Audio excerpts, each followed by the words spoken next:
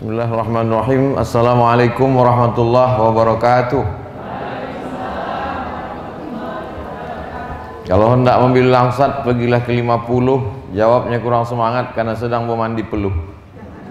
Alhamdulillah, wassalatu wassalamu ala rasulillah wa ala alihi wa sahbihi wa man tabi'ahu wa mawalah.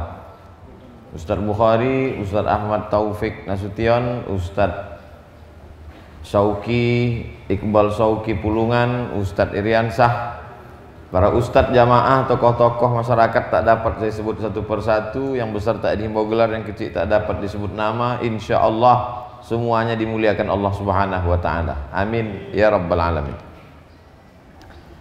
Tahap pertama, saya ceramah ke setiap daerah, dari mulai ibu kota provinsi, kabupaten, kecamatan. Itu tahap pertama. Tahap kedua, saya tidak mau lagi ceramah lepas.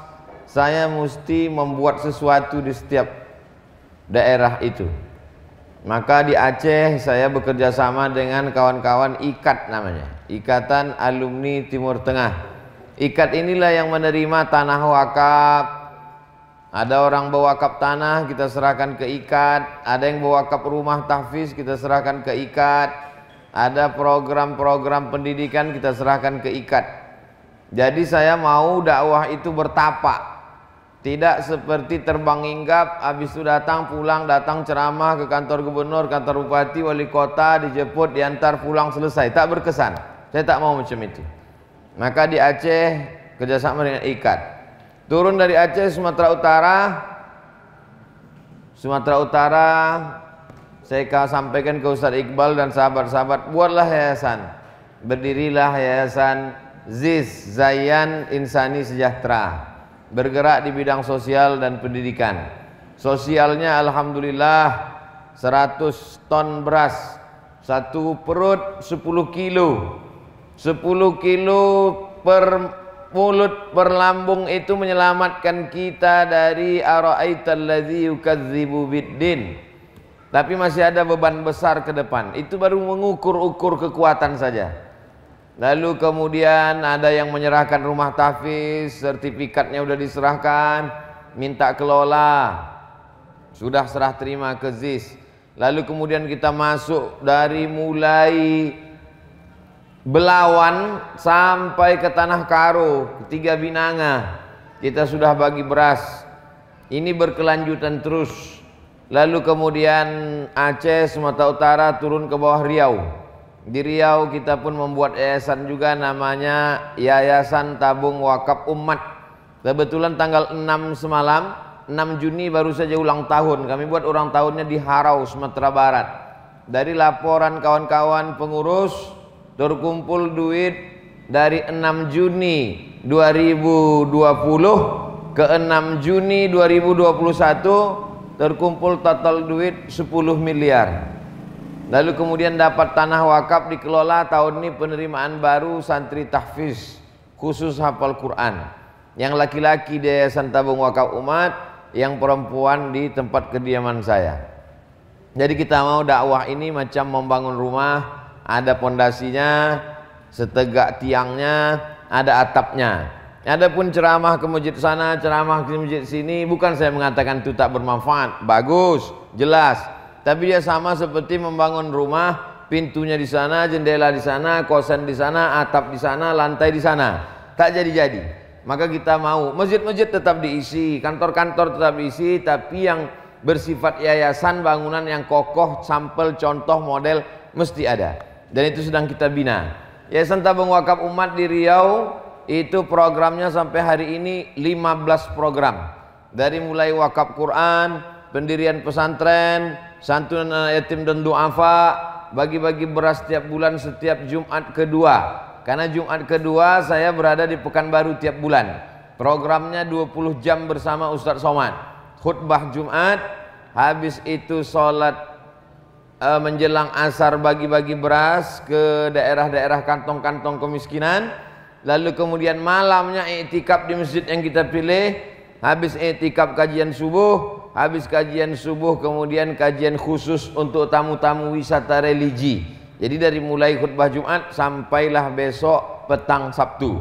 Lalu kemudian pengiriman santri-santri. Jadi yang dikirim ke Mesir diberikan bantuan, itu semua dikelola dari uang umat, dari sumbangan, dan ada pula pengelolaan tanah wakaf produktif, menanam jeruk nipis dan tanaman-tanaman lain. Begitu juga dengan jual hasil madu, bekerja sama dengan petani, karena petani panen madu ini ternyata juga tidak lepas dari rentenir. Ketika musim madu kosong, rentenir meminjamkan duit. Nanti begitu panen madu, maka madu dibeli dengan harga menurut dia serendah-rendahnya, habis itu dia campur dengan sindikat madu. Sarang madu itu dimasak dengan gula merah, baunya bau madu, baunya bau sarang lebah, bahkan ada anak-anak lebah di dalam, tapi sebetulnya gula merah.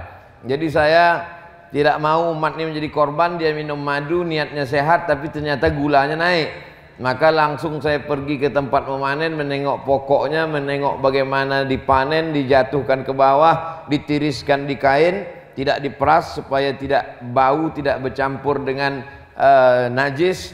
Lalu kemudian itu dijual melalui yayasan, hasilnya dibagikan untuk program-program keumatan. Dan pembina, pengurus tak ada dapat gaji sama sekali, karena dari awal kita katakan kalau mau lillah, ayolah bekerja sama. Kalau mau siap-siap susah, marilah. Tapi kalau tidak, maka nanti kita akan kecewa, berkelahi kita gara-gara ini. Turun dari Aceh, Sumatera Utara, Riau, Jambi. Jambi pula mendapatkan bantuan yang besar. Kalau dibandingkan Aceh, Riau, Sumatera Utara, Jambi dapat tanah banyak sekali. Yang sudah digambar, yang sudah digarap ada sekitar 6 hektar. Tapi kalau Ustadz mau kita tambah lagi, kata donatur dari Jambi, dikelola pula oleh kakak kelas saya di Mesir. Maka di Jambi ada namanya Yayasan Jambi Madani Center, JMC, Jambi Madani Center. Sudah digambar, sudah berdiri rumah tahfiz, sekarang berkelanjutan ke masjid. Untuk menopang di belakang dibuat kolam-kolam ikan supaya ini pondok mandiri. Tapi kita tetap menerima pengelolaan dana umat, mengelola, diurus yayasannya, terdaftar akta notaris, ada pembinanya, ada pengawasnya, ada ketuanya, ada sekretarisnya, ada bendaharanya. Itu di Jambi. Lalu kemudian di Sulawesi, saya selalu bekerja sama dengan sahabat-sahabat kawan kami, alumni Timur Tengah yang tergabung dalam ICAT, Ikatan Cendekiawan Alumni Timur Tengah. Jadi setiap saya pergi ke satu daerah, yang mengawal, yang mengontrol, yang menjadwal, yang mengatur semuanya adalah abang-abang kelas saya ketika di Mesir. Sekarang kami lanjutkan lagi silaturahim, karena saya tidak mau datang ke suatu daerah yang saya tak mengerti apa yang terjadi di daerah itu. Sehingga kalau saya sampai di situ saya tanya, apa masalah di sini? Jangan sampai orang sakit perut kita bawakan obat sakit kepala. Apa masalah di sini? Dakwah saya tidak pernah keluar dari 3. Yang pertama, perbaikan pendidikan. Yang punya tanah, wakafkan tanah untuk sekolah Quran, TK Quran, SD Quran, SMP Quran, SMA Quran. Masalah universitas terserah, nanti dia mau jadi dokter, fakultas kedokteran, mau jadi petani di pertanian, mau manajemen bisnis, mau apapun, yang penting dia akan menolong agama Allah karena semangatnya Al-Quran. Yang kedua, perbaikan ekonomi, mengembalikan kepada ekonomi umat kerakyatan, mensupport, mengendorse produk-produk UMKM dan lain sebagainya. Yang ketiga adalah politik, bagaimana orang-orang yang berkecimpung di dunia politik dijadikan sebagai sarana, puncaknya adalah menolong agama Allah dengan kekuasaan. Kenapa Deli Serdang, Melayu Deli hebat dulu Islam? Karena sultan-sultan berkuasa. Dia tidak sanggup mengurus agama, maka dia angkat mufti, ulama-ulama yang mengurus agama. Kekuasaan tetap dia pegang. Karena bagaimanapun juga Nabi baru disegani di Madinah setelah dia punya kekuasaan. Pada masa Bani Umayyah, Bani Abbasiyah, Turki Utsmani, Islam ditakuti, disegani. Tak berani orang mengolok-olok Islam karena kita punya kekuasaan. Palestina bisa dirampas, diambil setelah tumbangnya Turki Utsmani 1924. Baru kemudian orang Yahudi berdatangan 1946. Dan akhirnya hari ini kita menjadi tergadai Masjidil Aqsa. Kenapa? Karena kita tak punya kekuasaan. Jadi apapun nama judul ceramah saya, dimanapun tempat saya menyampaikan tausiah, tak keluar dari 3. Perbaikan pendidikan, perbaikan ekonomi, perbaikan politik, anggota legislatif, kepala daerah yang mensupport agama, menolong agama Allah. Saya mengajak jamaah untuk memilih. Saya tak ada kepentingan sama sekali, karena saya bukan anggota legislatif, saya bukan tokoh partai, tapi mendudukkan orang yang peduli pada agama menurut hemat saya amat sangat penting. Itu yang saya lakukan di beberapa daerah. Kalau saya ceramah dari kampung ke kampung, kecamatan, desa ke desa, tak tergarap, susah. Tapi ketika ada calon wali kota berkata, kalau saya duduk Pak Ustadz, maka insya Allah setiap kabupaten, setiap kecamatan akan didirikan rumah tahfiz. Maka saya support. Setelah itu kita tinggal menagih. Ustadz bisa datang lagi ke kecamatan kabupaten kami? Tidak, saya tak datang lagi. Kapan Ustadz bisa datang? Saya datang meresmikan rumah tahfiz yang kau janjikan. Saya datang dalam rangka wisuda anak-anak tahfiz. Wisuda juz 30, wisuda 5 juz, wisuda 10 juz, wisuda 15 juz, wisuda 30 juz. Baru saya datang. Maka itu semua adalah pendidikan, itulah dakwah. Menurut saya itulah dakwah. Adapun ceramah, khutbah, betul, itu bagian dari sarana taklim, mengajar, mendidik. Orang yang mengajar itu namanya muallim. Yang diajarkan itu adalah ilmu, prosesnya itu namanya taklim. Tapi dakwah adalah merubah sesuatu yang tidak baik menjadi baik. Saya bermimpi ke depan ZIS menjadi pusat konsultasi orang-orang yang mau mendirikan rumah Quran. Tadi pagi alhamdulillah kita sudah bersama-sama di rumah Quran, apa namanya Ustaz? Amin di Barakah. Betapa bangganya kita ada orang Sumatera Utara berhasil bisnis mendirikan rumah Quran, menjadi contoh model tempat yang lain. Tapi tidak cukup cuma satu, mesti banyak, beribu, beratus ribu rumah Quran. Dari satu rumah Quran inilah akan lahir generasi-generasi Qurani. Berawal dari membaca, meningkat kepada menghafal, setelah menghafal memahami maknanya, setelah itu mengajarkan, mengamalkan, maka negeri ini akan menjadi baldatun thayyibatun wa rabbun ghafur. Kita bentuk relnya sekarang. Memang susah. Mesti meletakkan besinya, mengasih landasannya, ada batu-batunya supaya tidak bergeser. Setelah itu meletakkan lokomotifnya. Kalau dia sudah berdiri, masinis boleh mati, tapi kereta api tak boleh berhenti. Kami boleh mati meninggalkan dunia ini, tapi kalau sistem ini sudah kita bangun, berjalan, siapapun nanti yang duduk di ZIS itu, karena ini bukan milik pribadi, milik kepada umat, siapapun umat di Sumatera Utara yang punya kemampuan, dia bisa menjadi pembina, dia bisa menjadi pengurus, maka orang lain bisa belajar, mengambil inspirasi pelajaran. Itu tujuan saya dari Sumatera Utara, turun dari Aceh, turun ke Sumatera Utara. Setiap daerah itu saya bagi, dalam setahun saya datang 3 kali. Ke Aceh datang 3 kali, ke Sumatera Utara 3 kali, di Pekanbaru Riau karena tempat saya sebulan sekali, kemudian ke Batam, Kepulauan Riau, Pulau Anambas, Natuna setahun 2 kali, ke Jakarta 4 kali, ke Sulawesi 3 kali, ke Kalimantan 3 kali, ke Timur Indonesia 3 kali.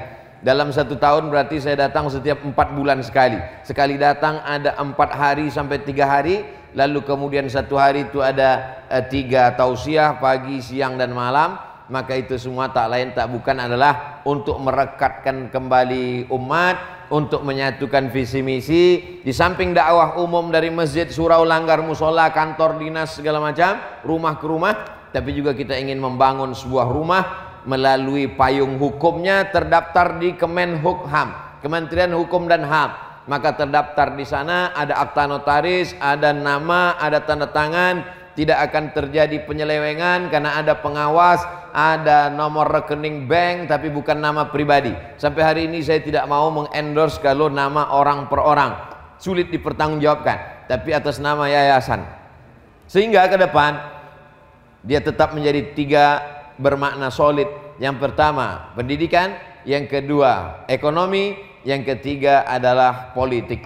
Maka 3 inilah, kalau umat bangkit melalui 3 ini, kita akan disegani. Kalau kita pintar, cerdas, berprestasi karena pendidikannya baik, insya Allah orang akan segan.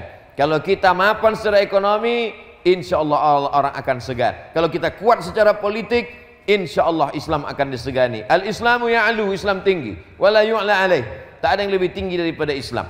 Jadi saya ingin supaya jamaah ring 1, donatur, sahabat, kerabat, mereka mengerti cara berpikir saya, paham apa yang sedang saya lakukan. Sehingga kalau dia melihat saya berjalan ke sana kemari, oh paham, Ustadz sedang membina yayasan-yayasan di setiap daerah, dan yayasan ini ada pengurusnya, dan namanya bisa macam-macam. Namanya bisa ikat, namanya bisa ZIS, namanya bisa Yayasan Tabung Wakaf Umat, dan tak ada membawa nama-nama Abdul Somad. Dan tak ada pula di situ kalau Abdul Somad mati lalu diwarisi anak cucu kerabat saudara, tak ada.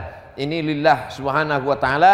Maka mudah-mudahan apa yang kita lakukan ini mencari ridha Allah dan diridhai Allah subhanahu wa ta'ala, insyaallah. Amin ya rabbal alamin.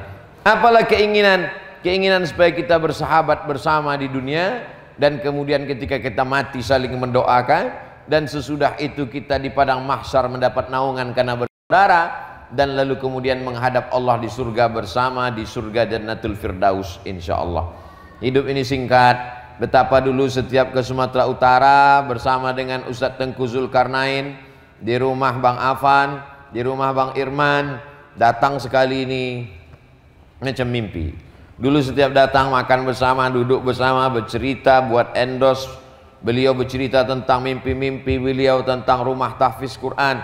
Terakhir kami bertemu di Pandang Panjang. Kami endorse pondok pesantren Tawalib yang sudah berdiri lama, lapuk, pembangunannya perlu disupport. Lalu kemudian kami sama-sama bedah buku. Sempat pula beliau berjanji di acara bedah buku itu, buku Abdul Somad, buku Adinda Abdul Somad 40 hadis nih, saya yang akan menjelaskannya nanti.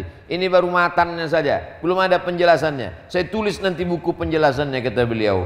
Tapi ternyata ada yang lebih cepat daripada angan-angan, ada yang cepat daripada cita-cita, yaitu janji Allah Subhanahu wa taala. Tapi insyaallah beliau sudah mendapatkan pahala innamal a'malu binniyat. Walaupun belum terwujud, niat beliau sudah sampai.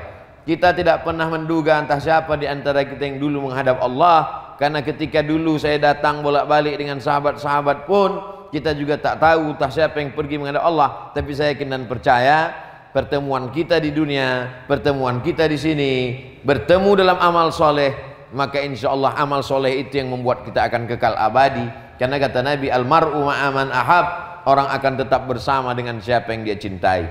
Kita boleh pergi meninggalkan dunia ini, tapi program-program ini kalau kita matangkan dari sekarang, program bagi-bagi beras, program bedah rumah, program memilih tokoh politik yang peduli pada Islam, program pendirian rumah tahfiz Quran, akan dilanjutkan oleh generasi ke depan. Kenapa? Karena kita sudah tuliskan visi misinya, caranya, rekrut gurunya, sistem penggajiannya, donaturnya, dan lain sebagainya.